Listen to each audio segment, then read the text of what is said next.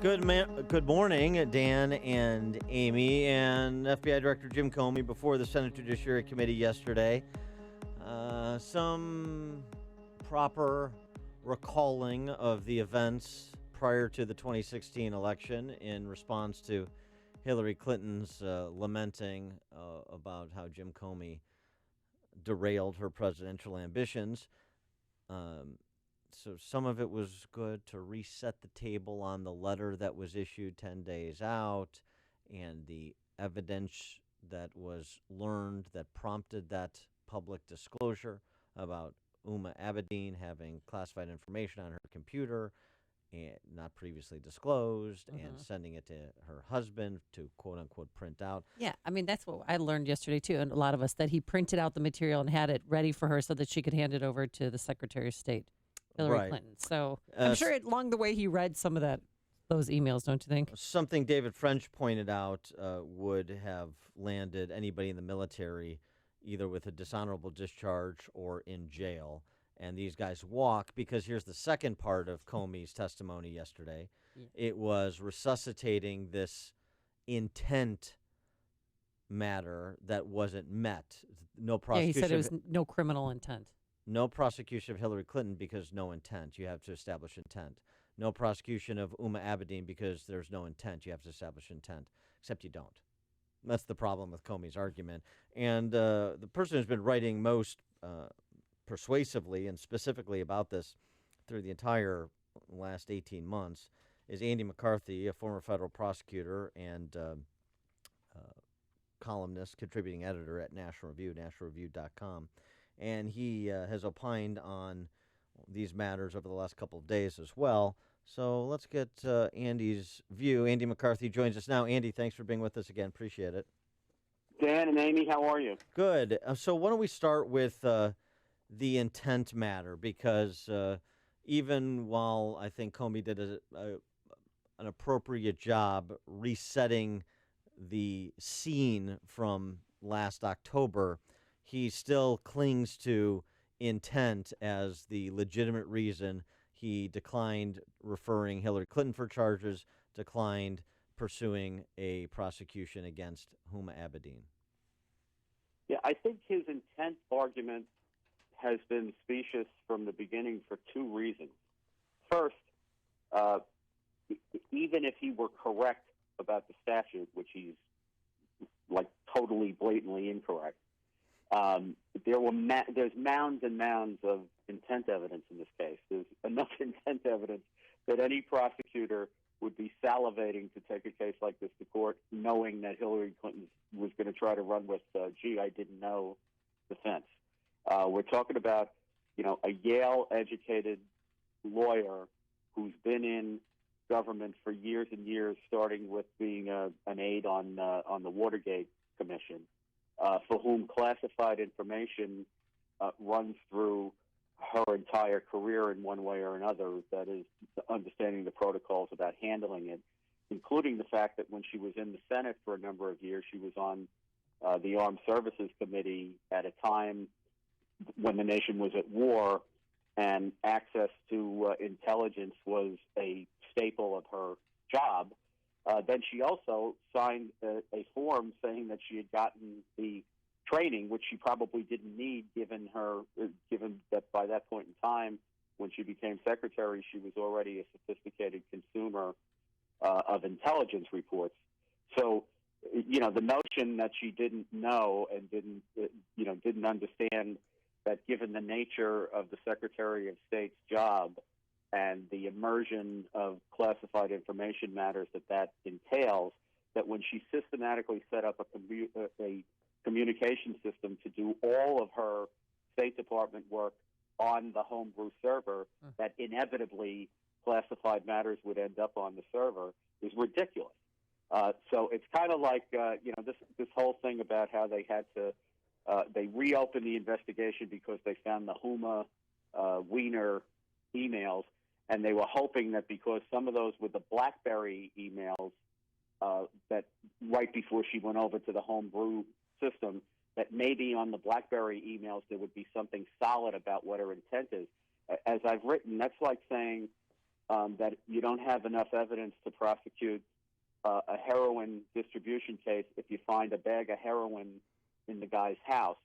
You instead have to say, gee, I wish we had an email in which he said, gee, I hope there's enough heroin in that bag that I intend to sell. I mean, it's laughable. So any prosecutor, and I would imagine even Jim Comey back in the day, would be delighted to go to trial with that proof of intent if intent was going to be an issue. But as we come back to yet again, intent is not an issue under the statute. The statute has about 5 or 6 different prongs, and it runs the whole gamut of potential espionage offenses. And at the very top is, the intentional espionage where you're intending to hurt the United States. That's the most serious offense. And at the bottom are the narrow category of government officials who are trained in how to handle classified information and who can be prosecuted if they mishandle it with gross negligence. So, for Comey to say that she couldn't be prosecuted because we couldn't prove intent when a key subsection of the statute doesn't require proof of criminal intent is just silly. And for him to say that we couldn't single her out for prosecution on that, even though that's what Congress put in the statute, because that would be treating her differently than anyone else gets treated, is also ridiculous because, as you pointed out, and as my friend David French has pointed out, people in the military get prosecuted for mishandling classified information all the time without intent. So we do have 2 systems of justice, but the one she's been singled out for is the one where connected people don't get prosecuted for doing worse episodes of things that everybody else would get sent to the slammer for. So Huma Abedin and Hillary Clinton, I mean, they're smart women, but they're plain dumb, I think, when it came to the email. They're just being naive. But speaking of the Clintons, Bill Clinton's activities also seem to have affected his wife's election. What was the tipping point, do you think, for James Comey when it came to Bill Clinton's clandestine meeting with Loretta Lynch? Well, Amy, to answer that logically, which would be to point to the tarmac meeting, presupposes something that isn't true, which is that I think that there was some chance that Hillary Clinton was going to be prosecuted. And I don't think that there's any chance she was going to be prosecuted. Now, once you decide that she's not, by the way, just to back up, even though Comey seemed to have sort of seized the Justice Department's discretion in this area, it was still the Justice Department's call whether she was going to get prosecuted or not. And ultimately, it was a decision that was made by Loretta Lynch, who decided to go along with Comey's rationale. But let's be real here. They were never, ever going to prosecute Hillary Clinton. And as I've said on a number of occasions, one of the prime reasons they were never going to prosecute her, other than the fact that, she was their party's presidential nominee and Lynch stood to, be attorney general in the next Clinton administration, another big reason they were never going to prosecute her is Obama did the same thing Hillary did, except on a smaller scale. He engaged in these email transmissions with Mrs. Clinton on her private server regarding matters that must have been classified, which is why, no doubt, the White House sealed those matters and hasn't allowed them to be unsealed. So there was no way that you could prosecute Clinton without, bringing out the inconvenient fact that the president had engaged in the same behavior she did. Yeah, that's a really good point. There was a chance on God's green earth that she was ever going to be prosecuted, and therefore I don't accept the premise that there was some turning point in Comey's thinking that altered things one way or the other. Well, so here's the thing about Comey, and I know you know him, and I know you have respect for him, but I really struggle with this guy, which is why I think Trump should have asked for his resignation at the outset of his administration, because he does this. I'm slightly nauseated to think that I may have impacted the outcome of the election, and you're suggesting that his whole Loretta Lynch was the last straw. That meeting between Loretta Lynch and Bill Clinton was the last straw, and I had to go public, and I called Loretta Lynch. I told her, I've got to do this press conference. I'm not going to tell you what it's about, and I hope you'll understand, and all of this stuff. Comey does a little bit of what Hillary does. Hillary, I'm responsible, but it's all their fault. And then Comey, Comey does, I'm not political. I'm above politics. I'm solely concerned about the integrity of the office and the system, except here I am offering a lot of political observations, as he's done before congressional committees previously. Yeah, look, as I said in the column that I put up on National Review this morning, there's no way to square Comey's July 5th press conference with the claim that the FBI wasn't guided by politics here, because it's a protocol of law enforcement that you don't confirm or deny the existence of an investigation, and you never describe the evidence that's been obtained in a case that doesn't ultimately get charged. And Comey decided to do both those things at his July 5th press conference. And if you ask why did he do that, the answer is right there at the beginning of the press conference. He said, because of the intense public interest in this case, I'm going to make this unusual statement. Now, there's only one reason why there was intense public interest in the case, and that's politics, plain and simple. There's no other answer to it. So yeah, I think that Comey was operating with a little bit of wiggle room here, because he knows no matter what he says about the decisions he made and why he made them and everything else, he was operating within a system that there could be no indictment unless Loretta Lynch signed off on it, which to me means unless Barack Obama signed off on that. And to the extent that that was never, ever going to happen, which I completely believe, Jim can tell himself whatever he wants to tell himself about why he did what he did and what his rationale was. I think he was operating under circumstances where he kind of had free reign because there wasn't going to be a case.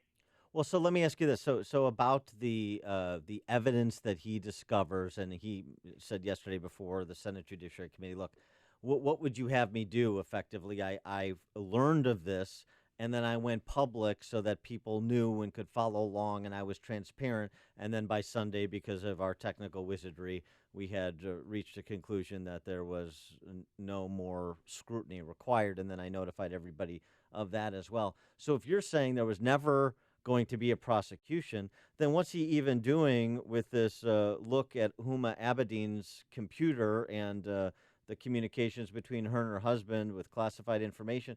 That's just covering his behind, I suppose, because he couldn't not address it if it later came out that he knew about this, but he was doing it disingenuously because there was never going to be a prosecution of anybody. Well, look, I think the whole thing is play acting to that extent because there wasn't going to be a prosecution.